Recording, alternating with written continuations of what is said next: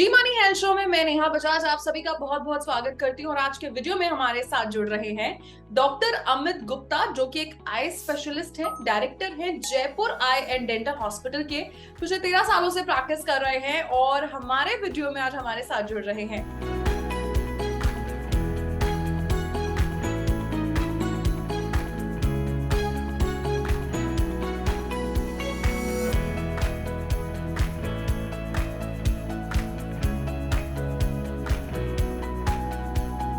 Doctor Amit, जी मानी health show में आपका बहुत बहुत स्वागत है।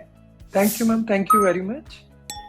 सर, आंखों से जुड़ी समस्या के बारे में आज हम बात करेंगे। अधिकतर क्या होता है कि जब तक कोई बड़ी चीज में ना कन्वर्ट हो जाए, हम आई स्पेशलिस्ट को नहीं दिखाते, स्पेशली बहुत बार हम इग्नोर कर देते हैं। आज मैं आपसे चर्चा करने वाली हूँ एम्ब्लायोपिया पे। हमारे सभी दर्शकों को आप ये बताइए कि एम्ब्लायोपिया क्या होता है।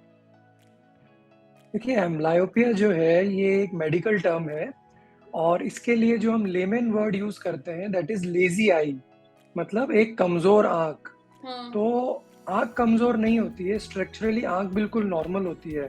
ये एक न्यूरोलॉजिकल प्रॉब्लम है जिसके अंदर आपके ब्रेन में जो विजन का सेंटर होता है वो प्रॉपरली डेवलप नहीं हो पाता है उस आंख का, क्योंकि इसके 3-4 कारण होते हैं जो हम आगे डिस्कस करेंगे। तो ये नॉर्मली बच्चों में मिलती है स्टार्टिंग में, और अगर डायग्नोज नहीं होती है उस समय तो बड़े भी इसके साथ प्रेजेंट होते हैं आगे चल के। अच्छा सर, विजुअली ये कैसी दिखती है? क्या एक आंख छोटी होती है? जैसे स्क्विंट हम इजीली रिकॉग्नाइज कर जाते हैं, बट लेजी आई कैसी दिखती है? देखिए, लेजी आई मैंने जैसे पहले कहा कि स्ट्रक्चरली बिल्कुल नॉर्मल लगेगी, it's just looks like normal आई।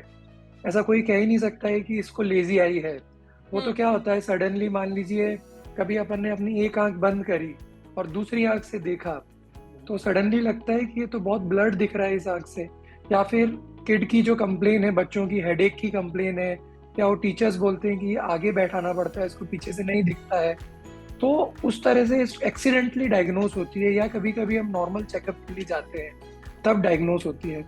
कुछ कुछ केसेस में ये विजिबल होती है डायरेक्टली, जैसे किसी को स्क्विंट है तो उसको हो सकता है, जो आंख बाहर है उसमें हो सकता है, या किसी की पलक गिरी हुई है तो वो आई देख नहीं पा रही है, स्ट्रक्चरली नॉर्मल है लेकिन आंख की पलक या लिड जो कहते हैं गिरी हुई है, तो उसको वो स्टिमुलस नहीं मिल रहा है विजन का। तो ये प्रॉब्लम हो सकती है। ओके, सो लेजी आई के बारे में हमें बताया आपने। अच्छा सर, इसके क्या कॉजेज हैं, किस वजह से होता है? देखिए मैम, बेसिकली 3-4 मेजर रीजंस हैं जो हमारे पास 90% लोग पेशेंट्स प्रेजेंट होते हैं बच्चे।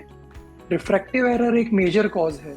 अगर किसी की चश्मे का नंबर है +3, +4 या -5 या कोई सिलेंड्रिकल नंबर है तो एक आंख के अंदर या दोनों आंखों में, और बिकॉज छोटे बच्चों को इनिशियली पास की नज़र की ज़रूरत होती है, उनको ऐसे गाड़ी नहीं चलानी है तो जल्दी से पता नहीं चलता है उनकी दूर की नज़र के बारे में, तो कभी एक्सीडेंटली वो चेकअप के लिए आते हैं। तो ये रिफ्रैक्टिव एरर एक मेजर रीजन है, इसीलिए कहा जाता है कि रेगुलर चेकअप कराएं बच्चों का।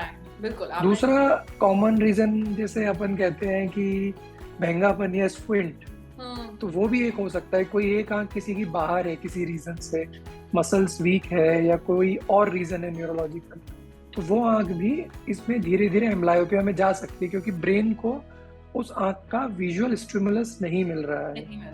और तीसरा जो कारण रहता है, जो रेयर है, बहुत से बच्चों में बचपन में ही मोतियाबिंद या कैटरेक्ट जिसे कहते हैं वो हो जाता है। अच्छा। तो अगर वो कैटरेक्ट है किसी एक आंख में तो स्टिमुलस नहीं मिलेगा अगेन ब्रेन को उस आंख के थ्रू, तो वो आंख का वो सेंटर वीक हो जाएगा विजन के लिए, और वो आंख ग्रो नहीं करेगी।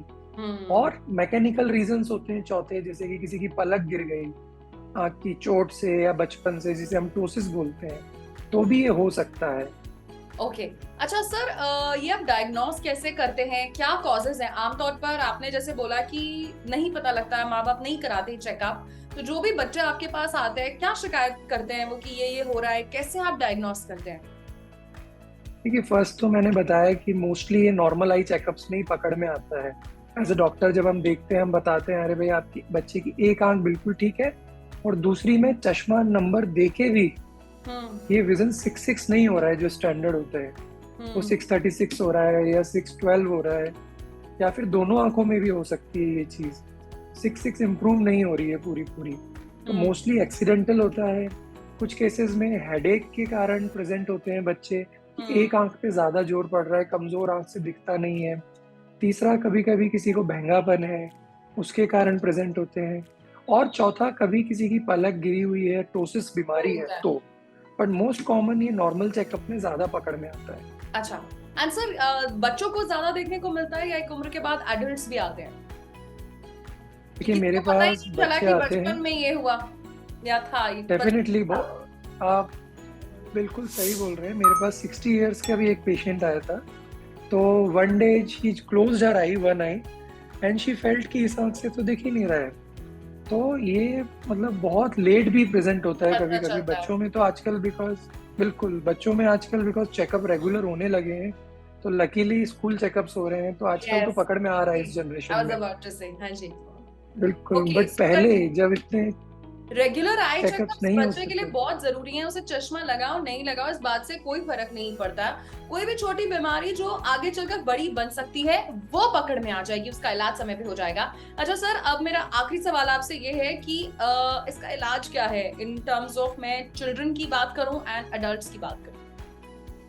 देखिए, लकीली अभी तक तो इसका इलाज सिर्फ 8 से 10 साल तक की उम्र तक ही हम देते थे, जिसमें हम नॉर्मली, बिकॉज उस समय ब्रेन की प्लास्टिसिटी जो होती है वो रहती है, लचीलापन जो होता है हमारे न्यूरोलॉजिकल सिस्टम का, उसके बाद थोड़ा रिजिड हो जाता है, तो इम्प्रूवमेंट के चांस कम होते थे।